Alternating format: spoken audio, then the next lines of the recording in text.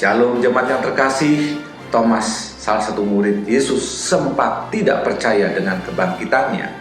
Tapi Yesus datang kepada murid-muridnya dan secara khusus Yesus berkata kepada Thomas, "Taruhlah jarimu di sini dan lihatlah tanganku. Ulurkanlah tanganmu dan cucukkan ke dalam lambungku, dan jangan engkau tidak percaya lagi, melainkan percayalah." Thomas menjawab dia, "Ya Tuhanku dan Allahku." Demikian ayat firman Tuhan dari Yohanes 20 ayat 27 sampai 28.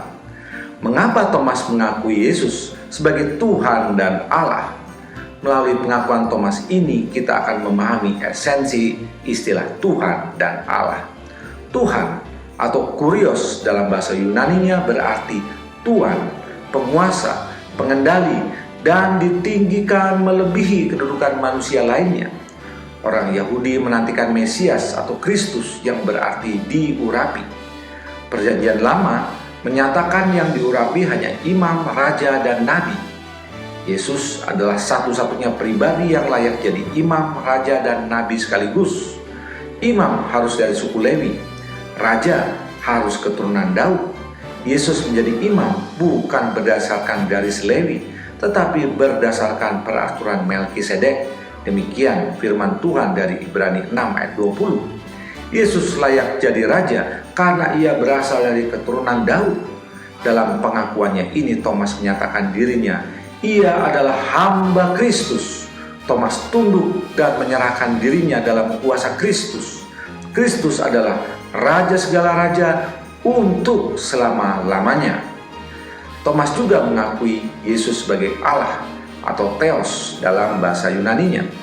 Ini adalah ayat satu-satunya dalam kitab Injil Yesus disebut Allah oleh manusia. Allah adalah pribadi yang kekal dan tidak berubah.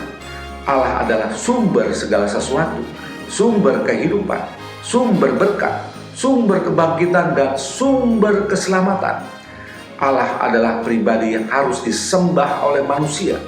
Dengan demikian, melalui pengakuan Thomas kita mengerti dan beriman bahwa Yesus Kristus adalah Tuhan dari segala Tuhan dan Dia adalah Allah yang esa. Jemaat yang terkasih, siapakah Tuhanmu? Apakah Tuhanmu itu uang, harta, kenikmatan hidup, hobi? Janganlah engkau mengabdi kepada itu semua. Jadikan engkau hamba Kristus. Tunduklah dan taat kepadanya. Perhatikan dan lakukan firman-Nya, karena Dia adalah Allah. Allah yang mencipta dirimu, Allah yang memberikan engkau waktu di dalam hidupmu. Ada waktu engkau harus menghadapnya. Berbahagialah hamba yang didapatinya setia. Amin.